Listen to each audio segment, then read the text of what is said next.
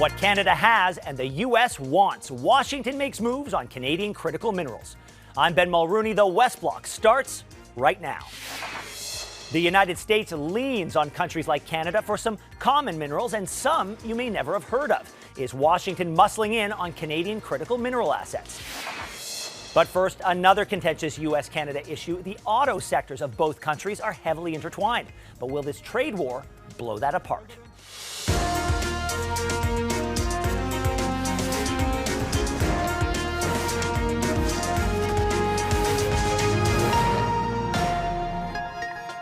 Canada's auto sector is in a very tangled web with the United States. Vehicles made here have at least 50% American parts. And the U.S. is by far Canada's biggest purchaser of finished vehicles. So the tariff war between the two countries has the entire sector on edge. Last week, Mark Carney and Donald Trump acted like two old friends in the Oval Office. I want to be a great man, too.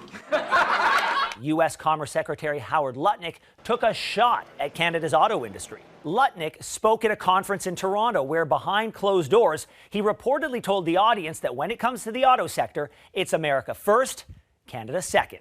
Ontario Premier Doug Ford heard that full speech, saying it was clear Washington wants Canadian car assembly operations moved to the U.S. I would say it's a massive threat when you have the Secretary of Commerce coming out and saying that, and the president. You'd only say it if the president gave him the green light.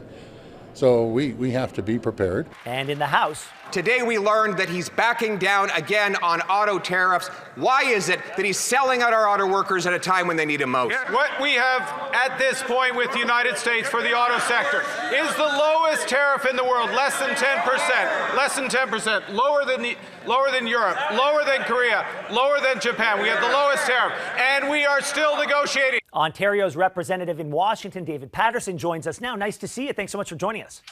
My pleasure.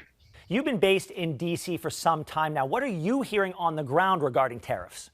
Yeah, we have had outreach for the last year and a half out of the embassy in Washington, myself representing Ontario with members of Congress, people in the White House.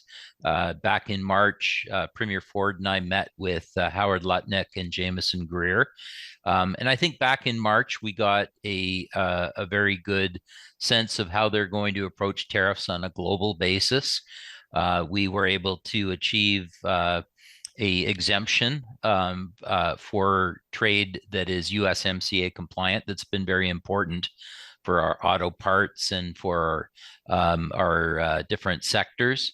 But we also learned about these global sectoral tariffs under Section 232, they're often referred to, and those are coming at our different areas, in particular for Canada: steel, aluminum, automotive, and we see about 12 of these sectors that they've identified that we need to be very careful and protect against in terms of maintaining our trade with the United States. Well, after that March meeting, the Ontario Premier said he had a positive meeting with U.S. Commerce Secretary Howard Lutnick.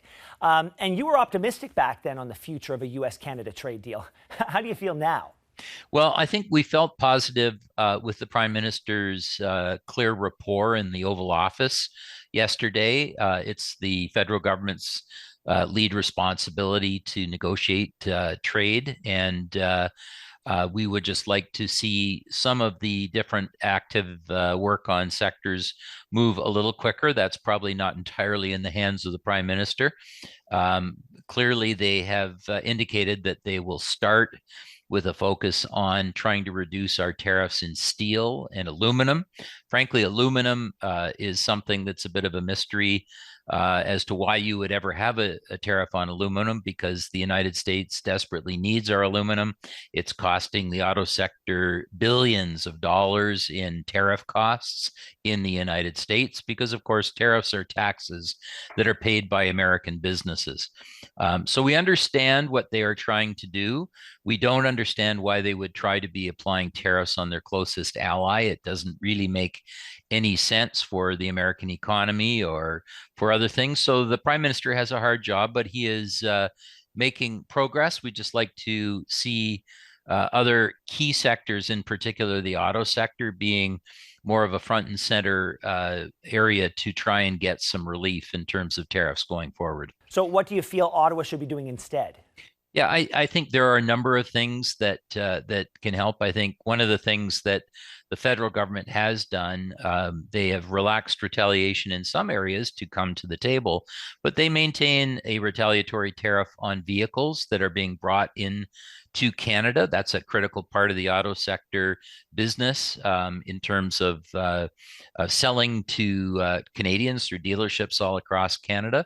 But one of the conditions that the federal government has placed on the auto sector is that if you're going to receive a remission for the cost of those tariffs, to bring those in, which the federal government will provide, they're expected to maintain levels of production and levels of employment in those factories in Canada.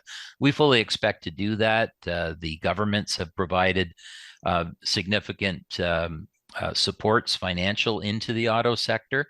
And so we know that the major auto companies, not just the American ones, Japanese and others, they value that. They love manufacturing in Canada. They're not going anywhere. They will stay here. But we want to make sure they continue to source here in Canada and that we can grow the economy together. And so there's various ways that we send that message through our Canadian auto executives back to their headquarters to say, look, Canada's our biggest market. Let's work together with them. In another life, you were a General Motors VP, so you really do know that industry. How significant is the auto sector, particularly in Ontario? Sure. Well, the auto sector is probably about 500,000 jobs across southern Ontario, and it's growing. We have Volkswagen and we have Stellantis that are proceeding with very large battery plants. And even though the population has stepped back in terms of purchases of EVs for a period of time, it is going to move to electric vehicles, and we will continue to be an absolutely center for electrification in that area and other technologies in the auto sector. And so we are a totally integrated market around for both production and sales around the Great Lakes.